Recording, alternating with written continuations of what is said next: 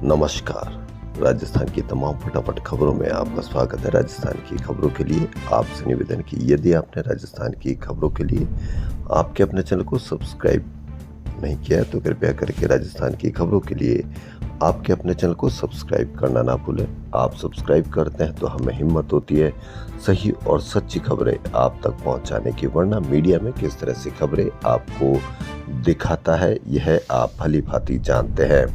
राहुल गांधी के बड़े आरोप को लेकर जितना बचाव चुनाव आयोग कर रहा है उससे ज्यादा बचाव मीडिया कर रहा है। क्या आप मानते हैं कि राहुल गांधी ने यदि झूठे आरोप लगाए हैं तो उसकी चर्चा की जानी चाहिए, या यदि सही है तो उसकी चर्चा की जानी चाहिए? राहुल गांधी के आरोपों को पूरे शुरुआत से ही मीडिया उसको नकार रहा है, उसको खारिज कर रहा है। जबकि यदि आपको लगता है कि राहुल गांधी सही बोल रहा है तो आप लोकतंत्र की रक्षा करने पर राहुल गांधी का जैसे बयान है कि आप लोकतंत्र की रक्षा कर रहे हैं। यदि आपका वोट सही जगह नहीं जा रहा है तो आप लोकतंत्र की रक्षा कर रहे हैं। यदि आपके वोट में चोरी की जा रही है तो आप लोकतंत्र की रक्षा कर रहे हैं। यदि आपको ऐसा लगता है कि आपका वोट कहीं और जा रहा है, आप किसी और को वोट दे रहे हैं, तो आप लोकतंत्र की रक्षा कर रहे हैं। यदि आप इस पर चर्चा करते हैं तो इसलिए क्या है आज की बड़ी खबरें राजस्थान से। आज रक्षाबंधन है। जी हाँ, रक्षाबंधन पर पूरा प्रदेश पूरा देश रक्षाबंधन का त्योहार मना रहा है। भास्कर की ये बड़ी खबर, भास्कर ने एक अच्छी खबर दी है। ट्रेन बस सड़कें खचाखच, स्टेशन और बस स्टैंड पर 2 से 3 गुना भीड़ पहुंची। क्या जो भीड़ पहुंची उनमें से किसी के भी मन में यह नहीं आया कि हर बार त्योहारों पर इतनी भीड़ क्यों होती है? क्या प्रशासन सरकार किसी की भी रही हो, क्या एक्स्ट्रा बसें चलाकर या एक्स्ट्रा ट्रेनें चलाकर क्या एक दिन की राहत नहीं दी जा सकती है? और जो लोग वहां आ रहे हैं क्या उन पर भी सवालों के यह सवाल नहीं आते कि क्या हमें इस तरह से भेड़ बकरियों की तरह क्यों हमको इस भीड़ भरी बसों में ट्रेनों में इस तरह से सफ़र किया जाना पड़ता है? बच्चे भी होंगे लेकिन खचाखच भरी भीड़, खचाखच भरी ट्रेनें, कहीं से भी कोई सवाल नहीं, क्योंकि सवाल उदयपुर फाइल्स का है। जी हाँ, अब कुछ ही दिनों बाद में आप उदयपुर फाइल्स को पूरे देश में इस तरह से आप उसका प्रचार प्रसार देखेंगे कि कई लोग उसकी फ्री की टिकट बुक कराएंगे, मात्र 100 रुपये में आपकी भावनाओं को जगाएंगे। और इससे आप तैयार रहिए। आज से शुरुआत हो गई है उदयपुर फाइल्स की। तो राखी पर घर जाने वाले यात्रियों की भीड़ से शुक्रवार को पूरा शहर अस्त व्यस्त नजर आया। सामान्य दिनों से दोगुनी भीड़ के चलते बस स्टैंड, रेलवे स्टेशन से लेकर सड़कें तक जाम हो गई। जंक्शन पर सामान्य दिनों में रोज 80 से 90 हजार यात्रियों की आवाजाही है, लेकिन 2 दिन में 1 लाख से अधिक लोग आ रहे हैं। गांधीनगर जयपुर पर 40 हजार रोज आते हैं, जो इन दिनों 75 हजार से 1 लाख के बीच हो गए हैं। 95 अतिरिक्त बसें भी कम पड़ी। जी हाँ, 100 बसें लगाई गई, वह भी कम पड़ गई। सिंधी कैंप बस स्टैंड पर यात्रियों की जबरदस्त भीड़ रही। यहाँ पर रोज 18 से 20 हजार भीड़ रहती है। शुक्रवार को 50 से अधिक भीड़ पहुंच गई। जयपुर से भरतपुर, दिल्ली और कोटा रूट पर जाने वाली बसों में यात्रियों की संख्या सबसे अधिक रही। प्रशासन ने 95 अतिरिक्त बसें चलाई, मगर भीड़ इतनी ज्यादा थी कि वो भी कम पड़ गई। तो क्या भीड़ ये सवाल नहीं कर सकती कि क्यों इतनी हर बार भीड़ लगती है? जयपुर शहर की फैमिली कोर्ट ने मीणा समुदाय के दंपत्ति के बीच पारिवारिक विवाद से जुड़े मामले में कहा कि जहां पर दोनों पक्ष मीणा जाति के हो, जो कि अनुसूचित जनजाति है, उन पर हिंदू विवाह अधिनियम लागू नहीं होता है। जहां एक बड़ा फैसला, बड़ी खबर। वहीं कोर्ट ने पति के हिंदू विवाह कानून के तहत तलाक के लिए दायर अर्जी भी खारिज कर दी। मैच फिक्सिंग के साये के बीच लेजेंड जी T10 लीग रद्द हो गई। इसको लेकर सवाई मानसिंह स्टेडियम में पूरे दिन ड्रामा चलता रहा।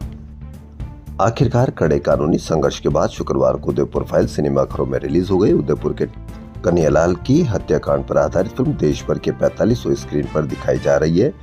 कन्हैयालाल के बेटे यश और तरुण पिता की फोटो लेकर फिल्म देखने के लिए पहुंचे। बर्बरता देखी तो बिलक पड़े बेटे, पूछा न्याय कब मिलेगा।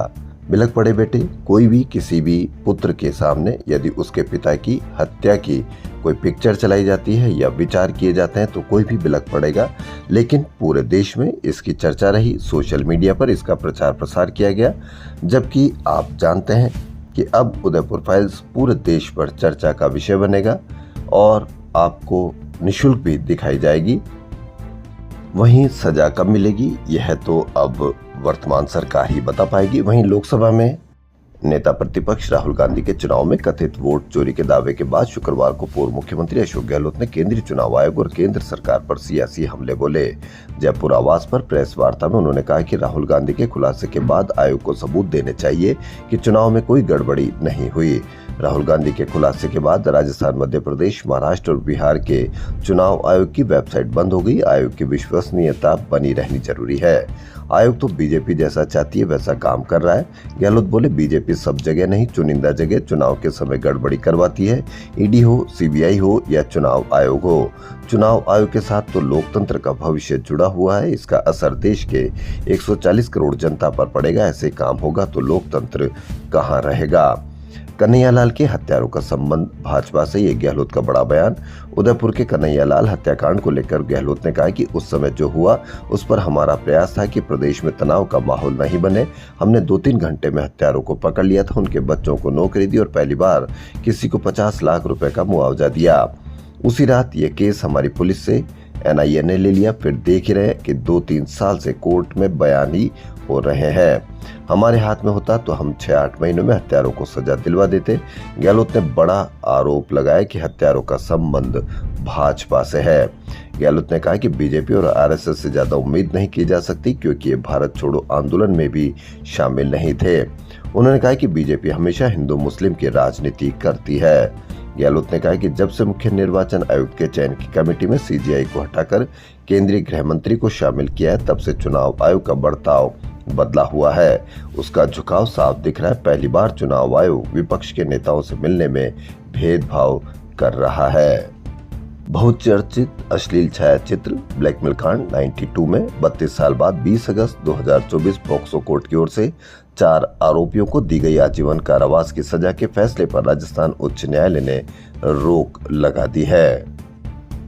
राजस्थान में भरपूर मानसून हुआ, बम्पर बुआई हुई, पर खाद की कमी से फसलें बर्बाद।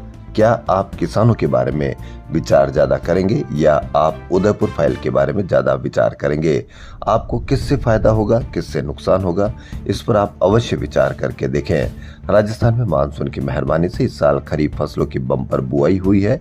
पिछले साल की तुलना में बाजरा, मक्का, धान, ज्वार और दालों की 112% अधिक बुआई हुई है, लेकिन यूरिया, डीएपी और एनपीके खाद की किल्लत के कारण फसलें चौपट होने लगी है। ये भास्कर की बड़ी खबर। हालांकि इस साल केंद्रीय आवंटन से भी 1.86 लाख मीट्रिक टन यूरिया खाद की सप्लाई कम हुई है। जी हाँ, खाद की सप्लाई कम हुई। कहीं पर भी आप इसकी चर्चा देखी नहीं देखी, क्योंकि मीडिया किसी दूसरी जगह को खोदने में लगा हुआ है और आपको उसमें लगाया हुआ है। यही हालत डीएपी, एनपीके और एसएसपी खाद की भी है। ज्यादा बारिश की वजह से फसलें पीली पड़ गई। अब खाद की सख्त जरूरत है। यूरिया खाद के आवंटन की तुलना में जुलाई तक 14,000 मीट्रिक टन और अगस्त में 1,72,000 मीट्रिक टन सप्लाई में कमी है। जी हाँ, खाद की कमी, लेकिन फिर भी कहीं कोई चर्चा नहीं। उससे ज्यादा चर्चा आप उदयपुर फाइल्स की देखेंगे। उदयपुर फाइल्स ज्यादा जरूरी है या किसानों के लिए खाद की ज्यादा जरूरत है? मानसून की बारिश के बाद खेतों में बुआई के लिए डीएपी की डिमांड ज्यादा थी, लेकिन लोगों को बिना खाद के ही बुआई करनी पड़ी। अब फसल की ग्रोथ के लिए यूरिया खाद की जरूरत है। फसल की ज्यादा बुआई के बावजूद इस साल जुलाई के अंत तक 14,000 मीट्रिक टन यूरिया खाद की सप्लाई कम हुई है। वहीं अगस्त में राज्य को 2.32 मीट्रिक टन यूरिया खाद का आवंटन किया गया है, लेकिन अब तक केवल 60,000 मीट्रिक टन खाद की सप्लाई ही हो पाई है। वहीं खाद के लिए लंबी लंबी किसानों की लाइन लगी हुई है। जयपुर के 800 करोड़ रुपए की लागत से बना कोचिंग हब अब जल्द ही आईआईटी जोधपुर को दे दिया जाएगा। जयपुर यूडीएच ने इस संबंध में आदेश जारी कर दिए हैं। यहां तकनीकी शिक्षा के विस्तार का केंद्र बनाया जाएगा। पहले चरण के 3 टावर में आईआईटी जोधपुर का एक्सटेंशन होगा। बाकी 3 टावरों का उपयोग शैक्षणिक कार्यों के लिए किया जाएगा। जयपुर में नेवटा बांध में केमिकल युक्त जहरीला पानी छोड़ रही फैक्ट्रियों पर जेडीए ने बड़ी कार्रवाई की है। अवैध फैक्ट्रियों पर कार्रवाई के लिए जेडीए प्रवर्तन दस्ते के साथ 100 पुलिसकर्मी का दल शुक्रवार सुबह जैसे ही कार्रवाई करने पहुंचा, फैक्ट्री संचालकों में हड़कंप मच गया।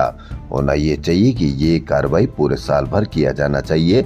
हड़कंप फैक्ट्री संचालकों में नहीं, आम जनता में मचना चाहिए कि किस तरह से केमिकल युक्त पानी जब बांध में छोड़ा जाएगा, उससे खेती की जाएगी। खेती से जो अनाज उत्पन्न होगा, केमिकल युक्त होगा, वह अनाज आपके घर पर आएगा। उस अनाज को खाकर आप किस तरह से स्वस्थ रह सकते हैं, सुरक्षित रह सकते हैं।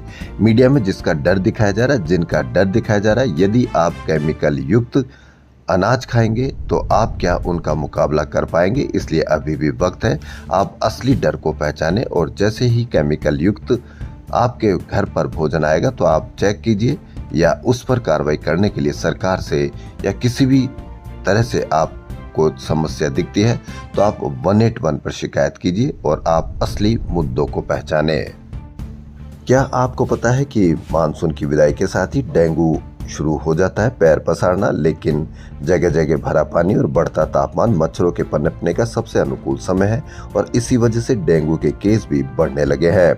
डेंगू का डंक अस्पतालों में हर दिन 20 से अधिक केस आ रहे हैं। पिछले 3 दिन में एसएमएस और जेके लोन में 37 केस, 7 लोग आईसीयू में भर्ती हो चुके हैं, लेकिन आपको कहीं पर भी इसकी कोई चर्चा नहीं। आपको फॉगिंग, जी हाँ, निगम फॉगिंग करवाता है। क्या आपके इलाके में फॉगिंग हुई या नहीं हुई, लेकिन कहीं पर भी इसकी कहीं कोई चर्चा नहीं है। यदि आपको लगता है कि आपके एरिया में फॉगिंग नहीं हुई तो आप सुरक्षित कैसे रह पाएंगे, इसलिए 181 पर शिकायत कीजिए। और मीडिया में जिनका डर दिखाया जा रहा है, उससे सुरक्षित रहने के लिए पहले डेंगू से आप अपना बचाव कीजिए और 181 पर शिकायत कीजिए। राजस्थान में मिशन हरियालो वृक्षारोपण अभियान संचालित किया जा रहा है। वर्ष 2025-26 के दौरान जल ग्रहण विकास एवं भू संरक्षण विकास के लिए पंचायती राज विभाग द्वारा 1 करोड़ पौधारोपण का लक्ष्य आवंटित किया गया है।